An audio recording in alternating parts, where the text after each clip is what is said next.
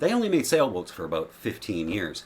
And really, when they did, it was only because they had to. But in that small run, they made one of the best 26-foot racing sailboats that's still heavily sought after today. This week on Everything You Need to Know, we're talking about S2. The S2 story had a pretty cool start, but if you've never heard of S2, that's okay. They were based in Holland, Michigan, and most of the boats only ever saw fresh water on the Great Lakes. And if you aren't from around here, you may wonder why anyone would target a smaller boat market like that.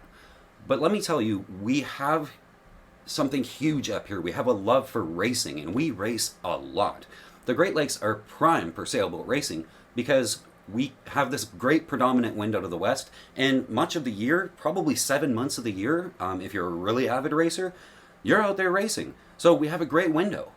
Now, we don't have to deal with the squally seas or tides or any of that ocean stuff that you have to deal with. And on the Great Lakes, there are marinas and yacht clubs everywhere. From where I am right now, where I live, it's a 20-minute drive to Lake Erie, where there's a marina there that you can sail out of, and a 20-minute drive the other way to Lake St. Clair, and there's 4 marinas right there in Lighthouse Cove.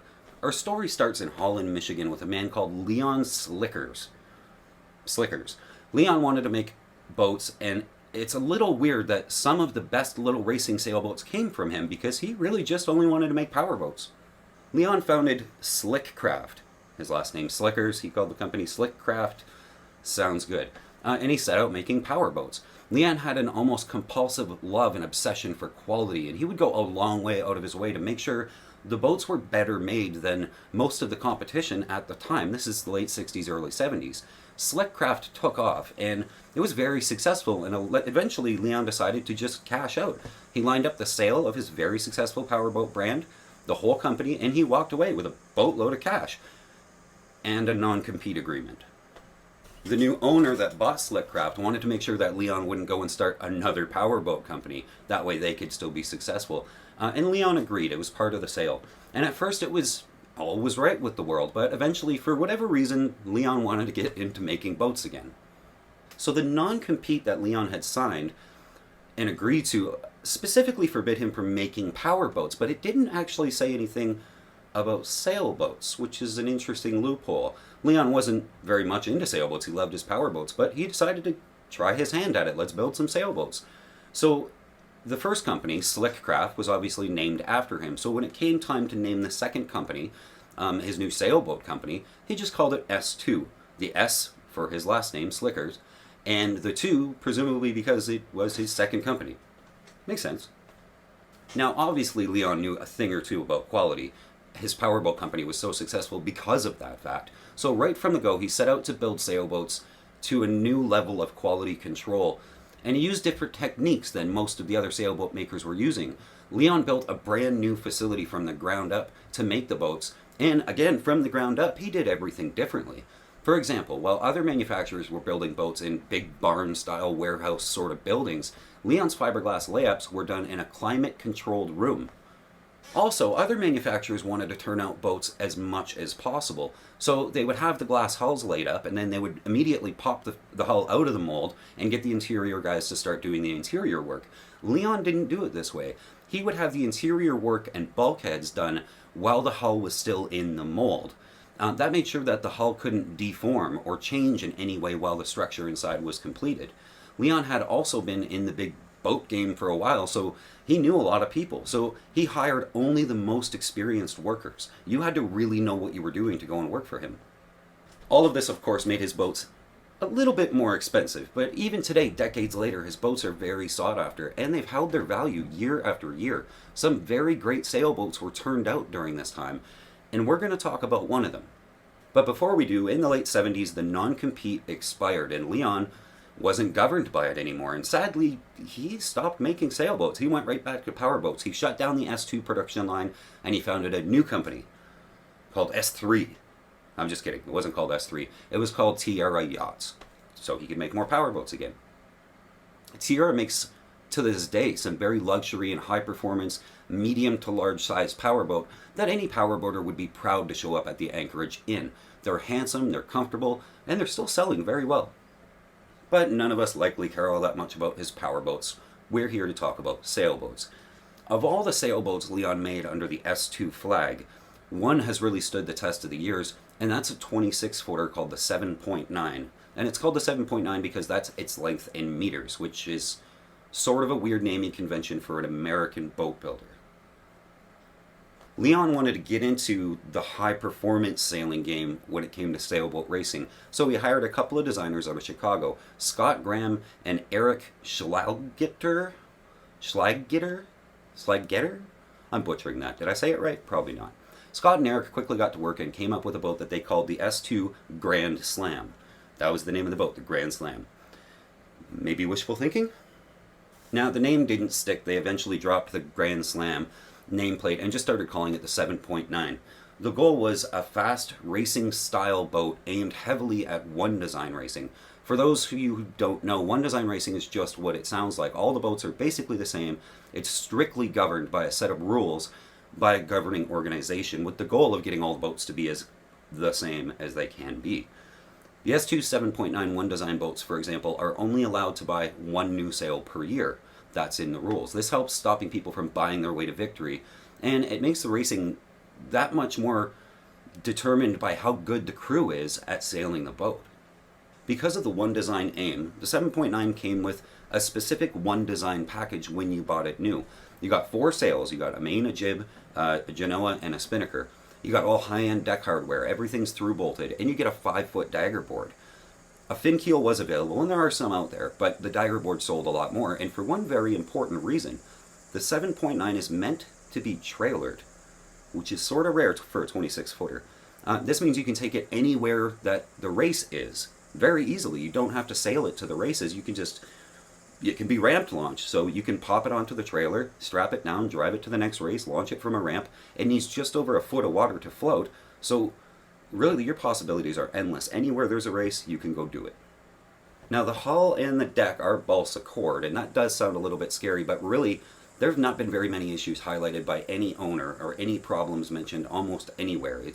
It's such a well-made boat that nothing ever went wrong with that stuff, not regularly anyway. In the early years they were laid up with polyester resin, but later Leon switched to an epoxy-based product because he said it made it stronger and lighter, which I'm pretty sure that it did. Now that's not to say there's anything wrong with a poly-based boat. We all have them and they rock.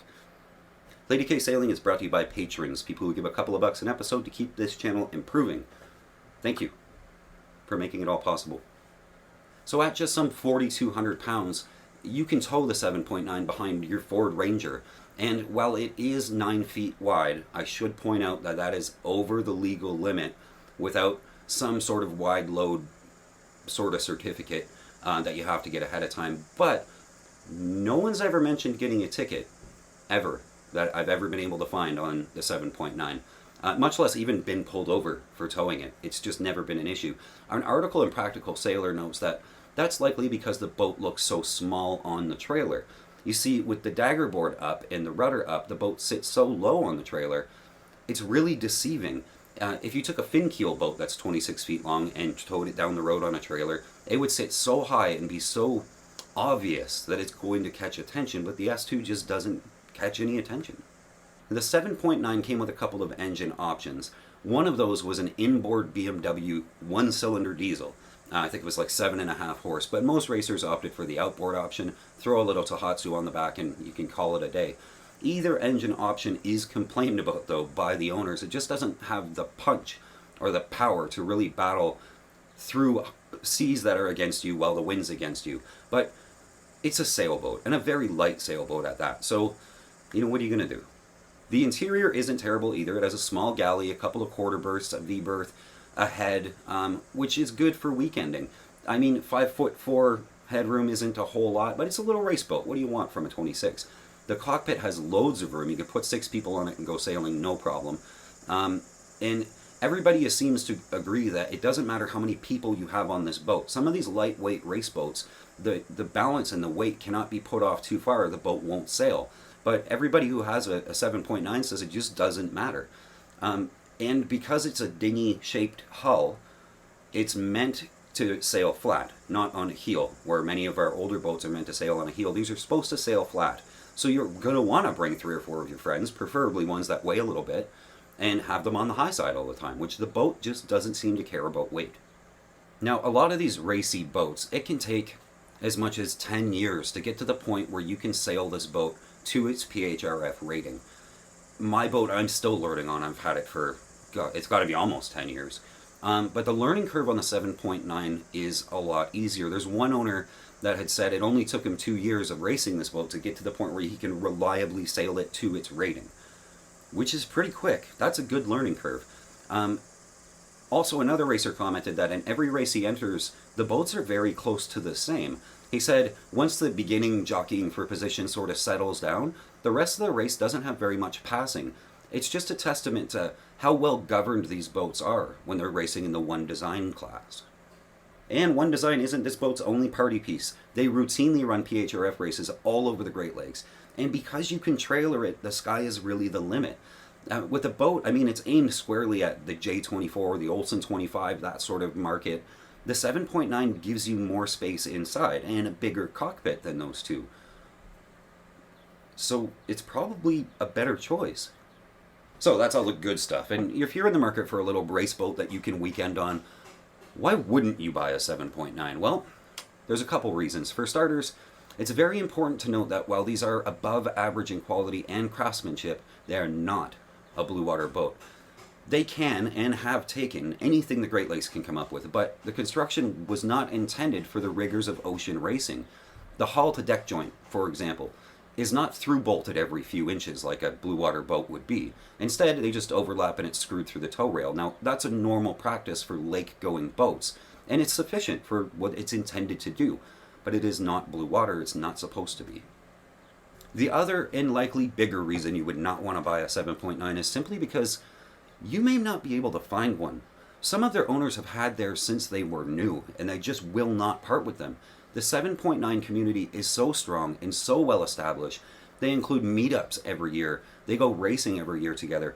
The boats are getting really hard to find, and this is reflected in the price. You're going to pay a little bit more for this boat as opposed to, say, a J24 or something similar, but with the slightly higher price, you also get a slightly better boat.